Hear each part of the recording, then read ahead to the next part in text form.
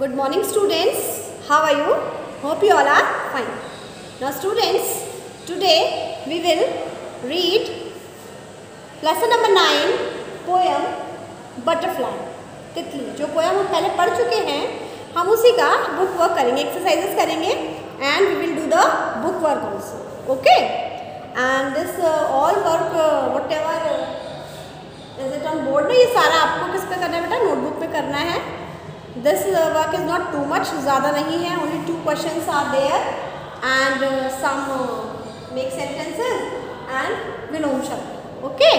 इतना वक्त तो आपको मतलब होना ही चाहिए, है ना, according to second standard. Now मैं आपको एक बार थोड़ा सा पोएम को रीड करके और बता देती हूँ कि इस पोएम में क्या क्या था. आपने अभी पढ़ा था, लेकिन फिर भी मैं एक बार दोबारा से आपको समझा देती हूँ. पोएम में आपने पढ़ा था तितली. तितली बहुत ही सुंदर होती है, रंग बिरंगी होती है और जगमग जगमग जगमग उसके पंख चमकते हैं धूप की रोशनी से. तितली हमेशा हरी भरी जगह पर ही पाई जाती है, जहाँ हरियाली होती है, जहाँ पर फ्लावर्स होते हैं. कलरफुल फ्लावर्स पर वो बैठती है और वहाँ से रस लेती है, उनका रस पीती है और फिर उड़ जाती है. हमने ये सब चीज़ें किस में पढ़ी थी? हमने ये सब चीज़ें पढ़ी थी हमारी तितली वाली पोएम में. ठीक है, तो था क्या? दूर देश से आई तितली. क्या था? दूर देश से आई तितली, चंचल पंख हिलाती, फूल फूल पर कली कली पर इतराती इचलाती. ये हम पढ़ चुके हैं कि तितली का क्या बताया गया. तितली के लिए कहा गया है, बटरफ्लाई के लिए, कि वो बहुत दूर देश से आई है, अपने पंखों को हिलाती हुई बड़ी ही मस्ती में, कभी फूल पे बैठती है तो कभी कली पे बैठती है, बहुत ही इतरा रही है, इचला रही है. सुंदर फूलों की रानी. फूलों की रानी कौन है बच्चों? फूलों की रानी है तितली. यह सुंदर फूलों की रानी धुन की मस्त दीवानी, हरे भरे उपवन में आई करने को मनमानी. तो हरे भरे उपवन में क्या करने को आई है? वो मनमानी. अब इसी वाले मनमानी वाले पर देखिए, आपका एक क्वेश्चन बनता है कि तितली मनमानी करने के लिए कहाँ आई है. लुक एट बोर्ड बेटा. तितली मनमानी करने के लिए कहाँ आई है? इस क्वेश्चन को मैंने आपको इसलिए पढ़ाया है क्योंकि बेटा आपको मैंने so many times I told you कि जब आपको टीचर लेसन पढ़ाती है, कोई पोम पढ़ाती है, तो उसे आप अच्छी तरह समझिए, सुनिए. क्यों? अगर आपने बहुत अच्छे से पढ़ी है, ऐसा अच्छे से आपने समझा है, तो आपको जब ये क्वेश्चन आप रीड करोगे तो आंसर आपको बुक में ढूंढने की ज़रूरत ही नहीं पड़ेगी. वो आंसर आपके माइंड में यहाँ होना चाहिए. ठीक है, इसलिए आपको मैंने इस क्वेश्चन को रीड करने को कहा है और ये बताया है. इसमें लिखा है कि हरे भरे उपवन में आई करने को मनमानी. अब उसे मनमानी कहाँ करी है? तितली मनमानी करने के लिए हरे भरे उपवन में आई है, यानी हरे भरे बगीचे में आई है, जहाँ हरियाली है और वहाँ पर छोटे छोटे बहुत सारे फूलों के पौधे, पेड़ पौधे लगे हुए हैं, हरी हरी घास है. उस उपवन में वो मनमानी करने के लिए आई है. आपसे जगह पूछिए, आप प्लेस पूछिए कि कहाँ आई है, तो हरे भरे उपवन में आई. लेकिन आपको sentence you have to write answer in complete sentence, not in short. Short में नहीं लिखना है आपको, कंप्लीट सेंटेंस में ही आपको उत्तर लिखना है. चलिए आगे बढ़ते हैं. कितने सुंदर पर हैं इसके पंख कितने सुंदर हैं, जगमग रंग रंगीले. कैसे हैं? जगमग रंग रंगीले. द नेक्स्ट क्वेश्चन इज, आप देखो तितली के पंख कैसे होते हैं. आपसे वो पोएट क्या पूछ रहा है? कवि पूछ रहा है तितली के पंख कैसे होते हैं. तो तितली के पंख होते हैं रंग रंगीले, जगमग जगमग. ठीक है, ये हमें पोएम में बताया गया है कि कितने सुंदर पर हैं इसके, जगमग रंग रंगीले. जगमग और रंग रंगीले हैं, तो हम लिखेंगे तितली के पंख जगमग और रंग रंगीले होते हैं. तो क्वेश्चन क्या है बेटा? क्वेश्चन आपके लेसन में से ही बनता है. अगर क्वेश्चन आपके लेसन में से बनता है तो आंसर भी आपके लेसन में ही होगा. लेकिन ये आपको कब पता चलेगा? इसके लिए आपको याद करने की ज़रूरत नहीं है. अच्छे से अपने दिमाग को एक जगह कंसंट्रेट करके अच्छे से आपको लेसन को पढ़ने की ज़रूरत है. अगर आपका लेसन अच्छे से आप लेसन को पढ़ते हैं, अच्छे से आप लेसन को समझते हैं, आपको कहीं प्रॉब्लम नहीं आएगी. किसी आंसर को आपको रटना नहीं पड़ेगा बहुत ज़्यादा. ऐसा नहीं जैसे कहते हैं रट्टू तो नहीं, आपको वो नहीं बनना पड़ेगा. बुकों में आपको क्या बनना है? समझदार बनना है. समझदार बनने के आपको लेसन को अच्छे से रीड करना है, अच्छे से समझना है. फिर वो चाहे आपको कोई भी क्वेश्चन पुटअप करता है तो आपको इस चीज़ की प्रॉब्लम नहीं आएगी कि भाई दिक्कत हो रही है. ठीक है, चलिए आगे पढ़ते हैं. कहाँ कहाँ से फूलों के रंग चुरा चुरा कर लाई हो।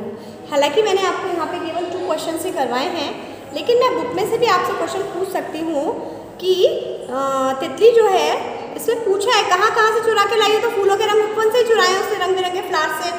आते ही इसने उपवन में कैसे धूम मचाई। अब मैं आपसे क्वेश्चन पुट अप कर सकती हूँ किस तरीके का, कि इसने आते ही कहाँ पर धूम मचाई, कहाँ पर धूम मचाई इसने, उपवन में धूम मचाई। डाल डाल पर पात पात पर यह उड़ती फिरती है। तितली कहाँ उड़ती है, तितली किस किस पर बैठती है, कभी डाली पर बैठती है तो कभी पत्ते पर बैठती है। ठीक है, क्वेश्चन ये भी बनता है कि तितली कभी डाली पर बैठती है तो कभी पत्ते पर बैठती है, कभी खूब ऊंची उड़ जाती है, कभी नीचे गिर जाती है। गिरना मतलब नीचे की तरफ उतरना। ठीक है, कभी फूल के रस पराग पर, फूलों का क्या पीती है बेटा, ये रस पीती है। ठीक है, रुक कर जी बहलाती है, वहाँ बैठकर थोड़ी देर उनका रस पीती है और अपना मन बहलाती है, खुश करती है। कभी कली पर बैठ न जाने गुपचुप क्या कहलाती है, और कभी कली पर बैठकर न जाने क्या कह जाती है। ठीक है, तो ये तो आपको छोटी सी पोएम मैं आपको पढ़ा चुकी हूँ ऑलरेडी। हाँ, अब आपके क्वेश्चन और आंसर्स आते हैं इसमें। Question number 1, but you listen very carefully कि whenever you have to do this work ना, notebook work, first of all you have to write the date in Hindi, write in Hindi, October 9, 2020। Then आपके कक्षा कार्य, because online classes चल रही हैं आपकी, तो अकॉर्डिंग टू ऑनलाइन क्लासेस आप यहाँ पे लिखेंगे कक्षा कार्य, डे भी आपको लिखना ज़रूरी है। ठीक है, उसके बाद लगाइए इसके 1 line and then after you have to write part 9। Lesson तो 9 है, बट लेसन 9 है क्या है, वो कविता है जिसका नाम है तितली। ओके, नाउ स्टार बनाएंगे, मेक अ स्टार, और वहाँ पे लिखेंगे प्रश्न उत्तर। आप हेडिंग तो डालेंगे ना बेटा, हाँ, कि आप क्या कर रहे हो, प्रश्न उत्तर कर रहे हो या फिल इन द ब्लैंक्स कर रहे हो, जो भी कुछ कर रहे हो आप उसे हेडिंग डालकर ही करेंगे। तितली के पंख कैसे होते हैं। ठीक है, आप पढ़िए इसको, केवल लिखने से काम नहीं चलेगा बेटा, रीड भी करिए। तितली के पंख कैसे होते हैं। तितली के पंख जगमग और रंग रंगीले होते हैं। आई एम रिपीटिंग अगेन, तितली के पंख जगमग और रंग रंगीले होते हैं।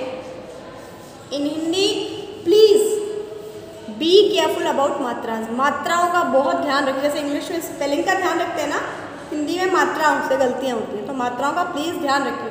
कहाँ पर छोटी की मात्रा आएगी, त पे एक बार छोटी की मात्रा आएगी, ल पे बड़ी। बोलने में आपको प्रोनाउंसिएट करने से आपको पता चल जाता है।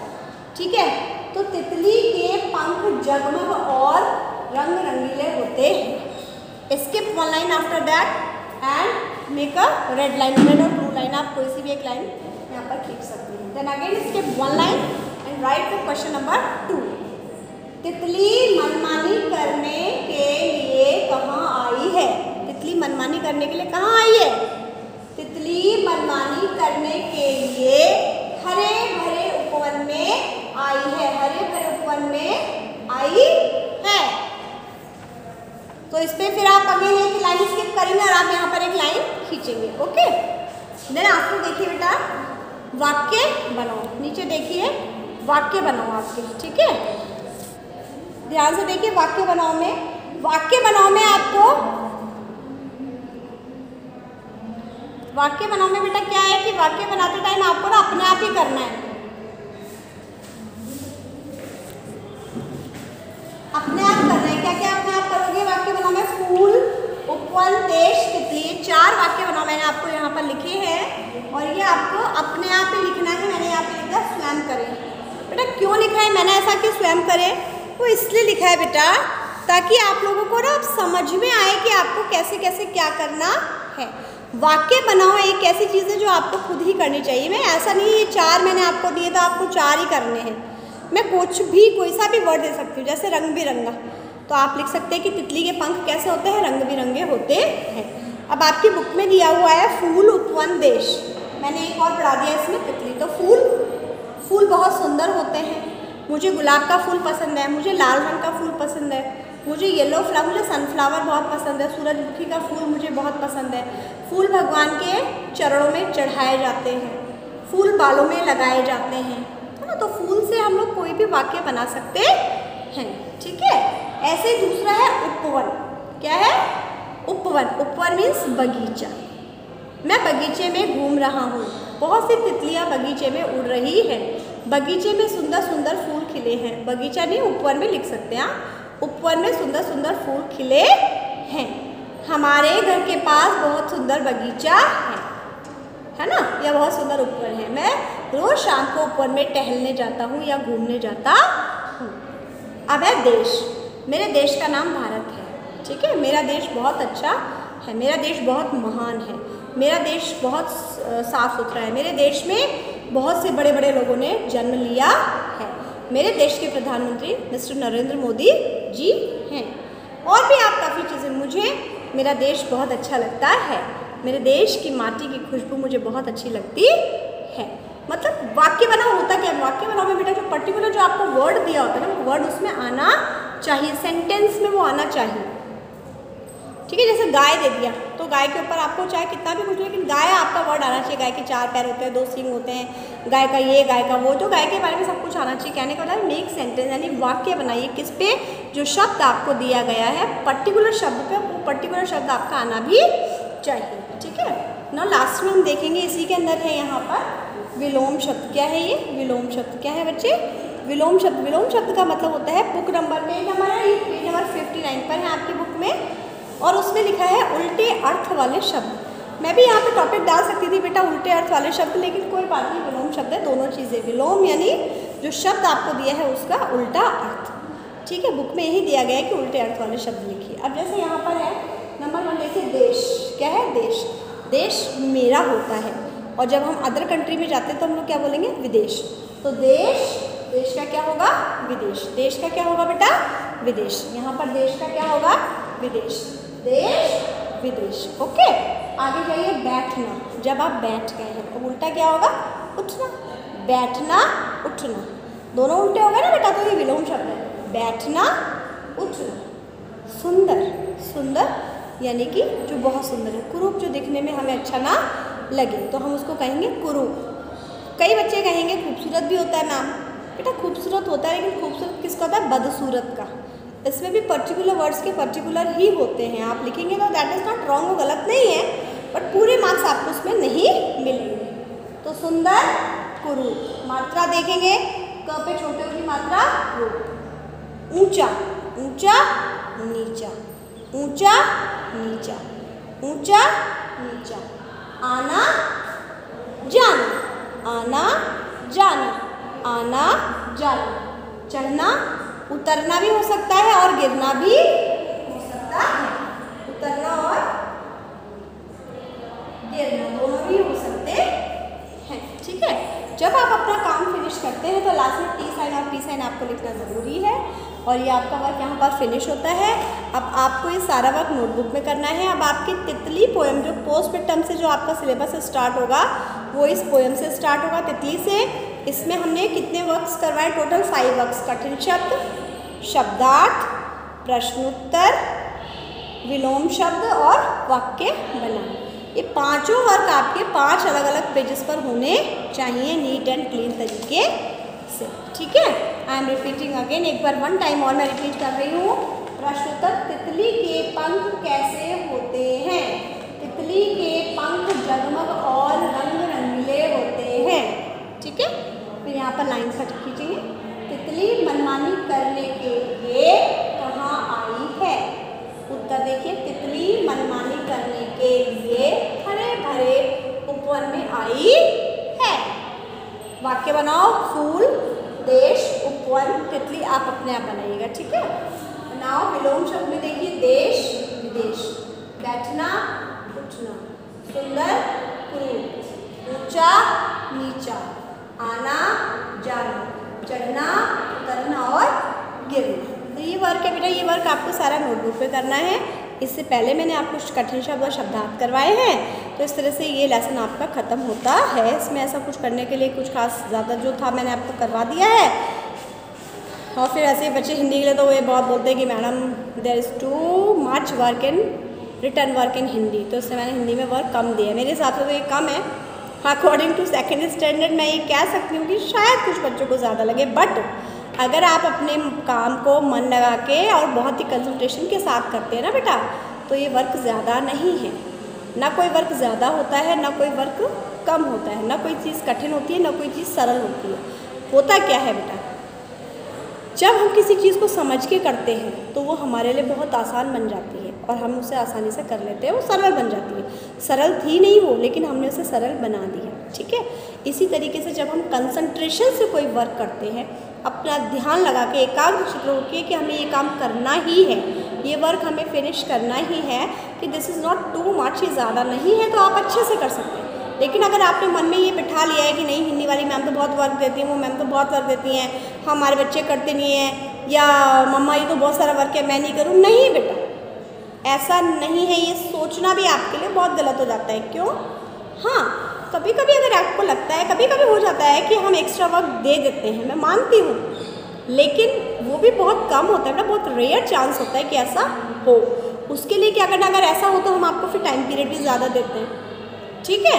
तो इस चीज़ को आप मन लगा के काम करिए, समझ के काम करिए, ये कभी मत सोचिए कि कितना वर्क है कितना नहीं है। हाँ, हमें करना है, हमें क्वेश्चन आंसर से, हमारे विलोम शब्द हैं, वाक्य बनाओ है, मम्मा हम मन से करेंगे, अच्छे से करेंगे, नो प्रॉब्लम, कोई दिक्कत नहीं है। ओके, तो now have a nice day and अच्छे से लर्न करेंगे आप पोएम को समझेंगे, पोएम को याद भी करना है। हो सकता है ओरल टेस्ट में मैं आपसे कभी सुन भी लूँ पोएम, किसी का नाम लेके कि बेटा तितली पोएम सुनाइए, चाहे आप 2 पैराग्राफ की 2 स्टैंजास ही करेंगे, बट प्लीज़ लर्न इट, याद करिए, समझिए। रीडिंग बहुत ज़रूरी है, रीडिंग करिए। रीडिंग अगर आप करेंगे तो आपका आधे से ज़्यादा काम तो बहुत ईजी हो जाएगा, फिर तो आपको कोई काम बड़ा लगेगा ही नहीं, क्योंकि आपको रीड कर, आप मान लीजिए उपवर को पढ़ रहे हैं ऐसे उपवन, तो that is very bad and that is wrong also, because you are in second standard and at that time when you are in second standard तो आपको बोलना पूरा ही आना चाहिए उपवन। फिर भी कहीं प्रॉब्लम है किसी को पढ़ने में तो प्लीज़ रीडिंग करो, हमसे समझो, हमसे पूछो। ओके, ठीक है, मैं बेटा यहाँ पर इसको एंड करती हूँ वीडियो को, और अच्छे से समझिएगा, आप अच्छे से पढ़िएगा, अपने वर्क को नोटबुक पे करिएगा। Okay, thank you, have nice day, bye bye.